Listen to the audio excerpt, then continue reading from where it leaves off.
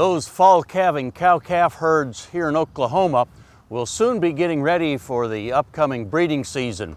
You see, if you're going to have a fall calving season that starts about September 1, then we're going to turn the bulls in with the cows something around Thanksgiving, generally that last week in November.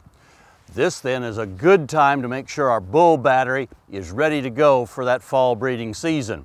First of all, the question always comes, how many bulls do I need? What's the proper cow to bull ratio? Very difficult question to answer because there's so much variation in the way bulls can perform with a number of cows. And I'll use a pretty conservative recommendation that we basically match the number of females with the bulls as to the number of months that their age is. For instance, if we've got some yearling bulls that were born last fall that are going to be someplace neighborhood of 12, 13, 14, 15 months of age when we turn them in this November, then that's about the number of females that I'd match those bulls with.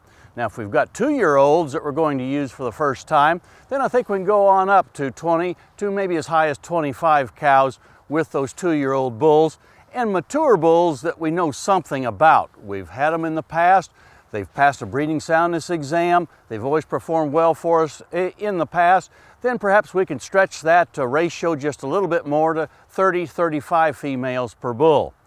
As we're getting ready for this upcoming fall breeding season, let's also consider that these bulls are going to be matched together in such a way that we have the best result. And by that I mean that if we have a young bull and a mature bull, that we try to match young bulls together in the breeding season and older bulls together, so that the fighting that takes place doesn't have a detrimental effect on that young bull as well as the outcome of our breeding season.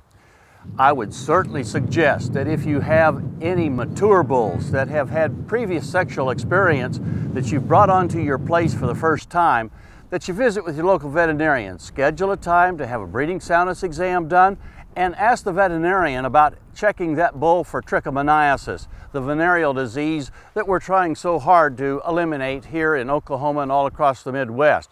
We certainly don't want to bring that particular problem onto our herd by having purchased a sexually experienced mature bull that could bring that particular situation into our herd. Let's get ready for this upcoming fall breeding season by having bulls matched together and having those bulls tested so that we know that they're ready to meet the demands that we require of them to have a successful outcome with our calf crop next year.